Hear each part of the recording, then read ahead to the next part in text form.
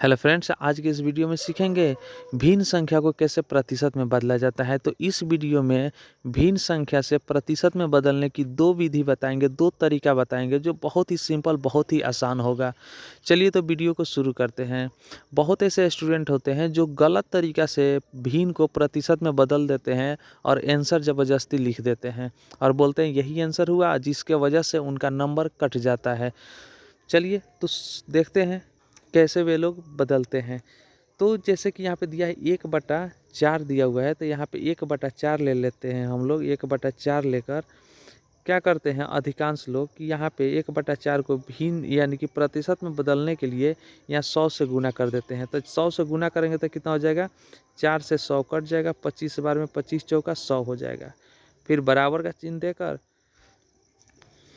यहाँ पे लिख देते हैं 25 के पर एक बार 25 से कम 25 लिख देते हैं और नीचे जो रहता है यहाँ 1 रहता है, 1 को नहीं लिखते हैं और यहाँ पे ज़बरदस्ती दे देते हैं प्रतिशत और बोलते हैं ये हो गया आपका आंसर। तो बताइए आंसर कैसे सही होगा, ये तो बिल्कुल गलत आंसर हुआ। चलिए सही आंसर कैसे होगा इसको हम लोग देखते हैं। ठीक है, ये गलत इस तरह से हो गया कि यहाँ पे 1 बच गया, तो यहाँ पे 25/1 आंसर आएगा। तो क्या 25/1 को कभी ऐसे प्रतिशत में लिख सकते हैं? नहीं लिख सकते हैं।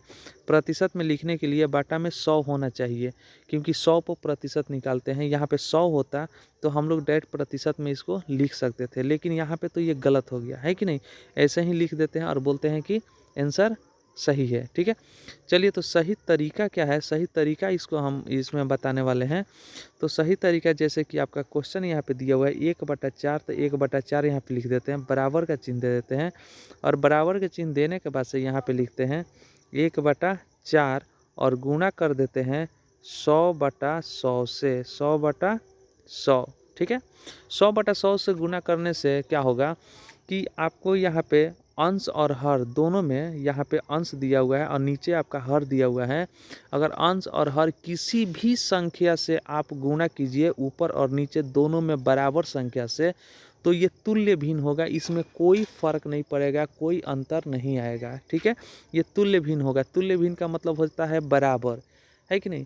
तुल्य भिन्न बदलने का नियम जो होता है या तरीका जो होता है वो पिछले वीडियो में हम बना चुके हैं, जाके आप देख सकते हैं कि तुल्य भिन्न कैसे बदला जाता है तुल्य भिन्न में। ठीक है, तो इसमें अंश और हर दोनों में क्या किया गया, 100 से गुना कर दिया गया है। तो इस संख्या में मतलब इस भिन्न में कोई भी अंतर नहीं आएगा। ठीक है, अब इसको कैसे हम लोग हल करते हैं, तो ये यहाँ पे 4 दिया हुआ है, तो 4 से क्या करते हैं हम लोग यहाँ पे काट देते हैं 4 से 100 को। ठीक है, तो कितना बार में कटेगा, 25 बार में, तो ये हो जाएगा 25 चौका 100, है कि नहीं। अब बराबर का चिन्ह देकर 25 के पढ़ा एक बार पढ़ेंगे तो यहाँ पे 25 से कम 25 हो जाएगा और बाटा हो जाएगा। यहाँ 100 है, 100 का पढ़ा एक बार पढ़ेंगे तो हो जाएगा 100 एकम 100, है कि नहीं। अब यहाँ 25/100 हो गया, इसको हम लोग डायरेक्ट लिख सकते हैं 25%, क्योंकि प्रतिशत का मतलब 100 ही होता है, 100 पे प्रतिशत निकाला जाता है। तो यहाँ बाटा में 100 है, इसका मतलब ये हो गया कि 25% यहाँ पे ये आंसर आपका सही आंसर है कि नहीं। लेकिन वही चीज़ यहाँ पे देखिए, तो यहाँ पे देखने से ये पता चल रहा है कि आपका यहाँ पे 25 तो है, लेकिन नीचे जो देखा गया तो 100 यहाँ पे दिखाई नहीं दे रहा है। यहाँ पे जब 100 नहीं है तो कैसे ये प्रतिशत में बदल जाएगा। ये तो सिर्फ 25/1 ही आंसर इसका आएगा, प्रतिशत में नहीं बदलेगा। इस तरह से लोग क्या करते हैं, बहुत सारे स्टूडेंट होते हैं जो गलती कर देते हैं। तो सही तरीका आपका ये है। ठीक है, सही तरीका ये है आपको बदलने का। चलिए अब इसी प्रश्न का हम लोग दूसरा तरीका लेते हैं, फिर लिखते हैं 1/4 यहाँ पे लिख देते हैं। ठीक है, 1/4 लिखने के बाद से क्या करेंगे, यहाँ पे बराबर का चिन्ह दे देंगे, तो बराबर का चिन्ह यहाँ पे दे दिया गया है। फिर 1/4 लिख दिया गया, 1/4। अब आपको क्या करना है, अब तो आपको पता चल गया कि नीचे 100 होना अनिवार्य है, तभी जाके प्रतिशत में बदल सकता है, क्योंकि प्रतिशत जो होता है 100 पर ही निकाला जाता है। तो यहाँ बताइए कि किस संख्या से यहाँ पे हर में गुणा किया जाए कि 100 आएगा। तो यहाँ पे 4 है, तो इसका मतलब ये हुआ कि 25 से गुना करने पर 100 आ जाएगा, 25 चौका 100। जब नीचे आपका हर में 25 से गुना किया गया यहाँ पे, तो अंश में भी आपको 25 से ही गुना करना पड़ेगा। ठीक है, तो जब हर और अंश में बराबर संख्या से गुना किया जाएगा तो भिन्न संख्या सेम होता है, उसमें कोई अंतर नहीं होता है। ठीक है, तो यहाँ पे 25 का पड़ा एक बार, तो 25 से कम 25 हो गया और यहाँ पे नीचे हो जाएगा 25 चौका 100, तो यहाँ लिख दीजिए 100। फिर आपका 25/100 हो गया, तो 25/100 हो गया, तो आपका यहाँ पे लिख सकते हैं 25% आंसर, क्योंकि प्रतिशत जो होता है वो 100 पर ही निकलता है। तो ये दो तरीका हो गया, ये पहला तरीका और ये दूसरा तरीका हो गया। इस तरह से हम लोग दोनों तरीका में किसी तरीका से भी हम लोग क्या कर सकते हैं, इसको प्रतिशत में बदल सकते हैं। चलिए दूसरा क्वेश्चन लेते हैं। तो दूसरा क्वेश्चन यहाँ पे दिया हुआ है 3/10। तो 3/10 को यहाँ पे हम लोग हल करते हैं। ठीक है, यहाँ पे ले लेते हैं 3/10।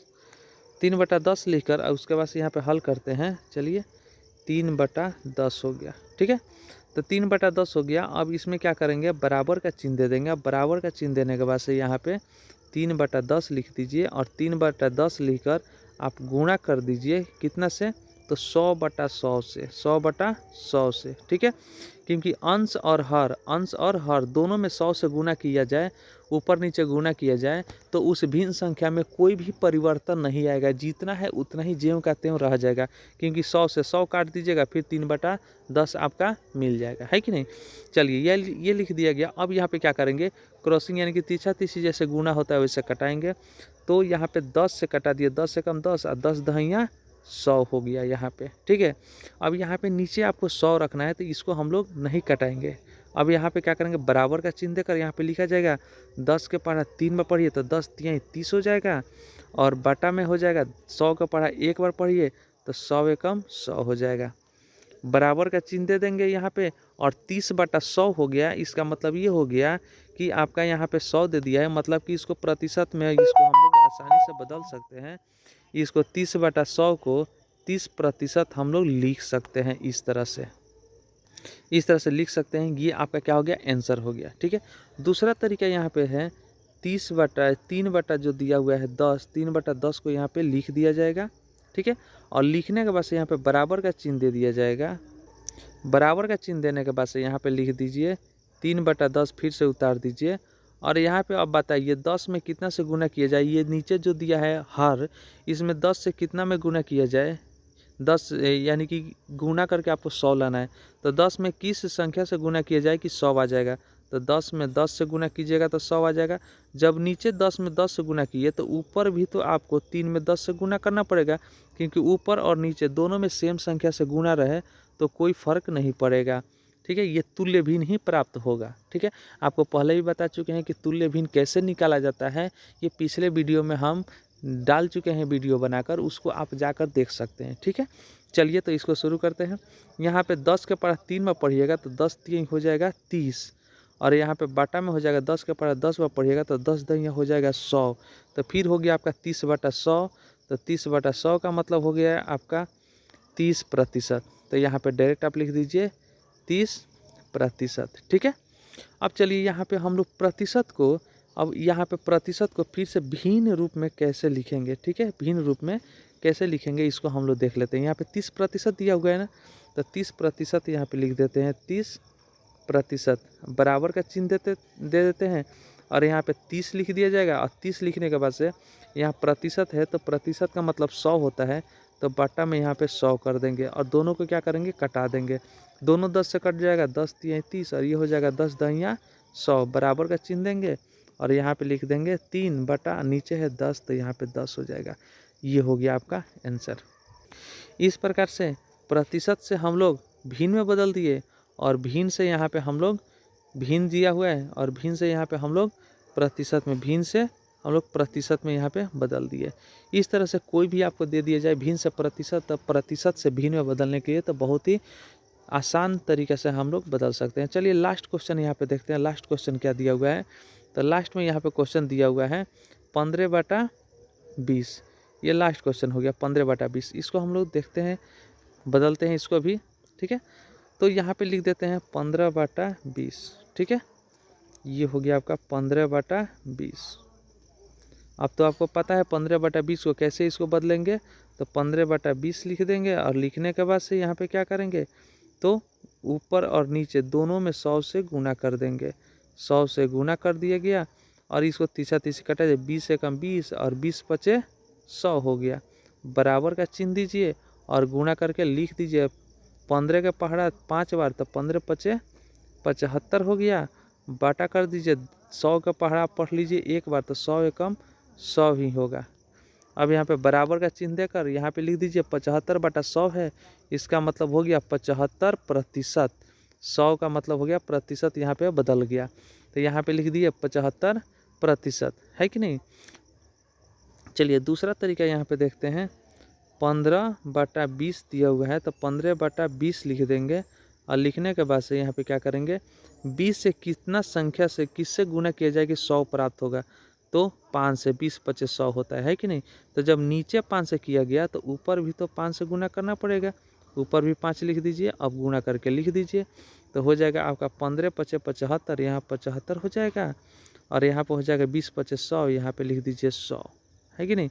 अब यहाँ पे दोनों लिख दिए, अब यहाँ पे क्या प्राप्त होगा आपका 75/100 यहाँ पे है, इसका मतलब ये हो गया 75% आंसर।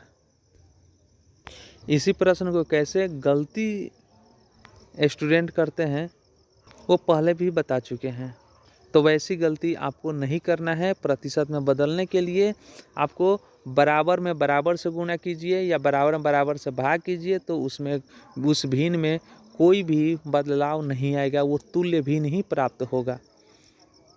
लेकिन यहाँ पे पहले बता चुके हैं, अगर जो 100 से डेट गुना करके लिखते हैं तो ये आपका आंसर आएगा, लेकिन ये गलत होगा, ये आपका तरीका जो है वो गलत हो जाएगा, क्योंकि प्रतिशत का मतलब हो जाएगा कि हमेशा ये क्या होना चाहिए, प्रतिशत में बदलने से पहले आपको 100 में होना चाहिए, ठीक है।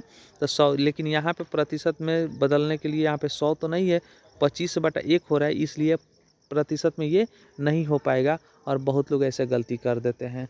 चलिए, अब उम्मीद करते हैं कि आपको समझ में आ गया होगा दोनों तरीका। तो इस वीडियो को लाइक कीजिए, शेयर कीजिए और इस चैनल पर नए हैं तो सब्सक्राइब कीजिए। चलिए फिर मिलते हैं हम लोग अगले वीडियो में।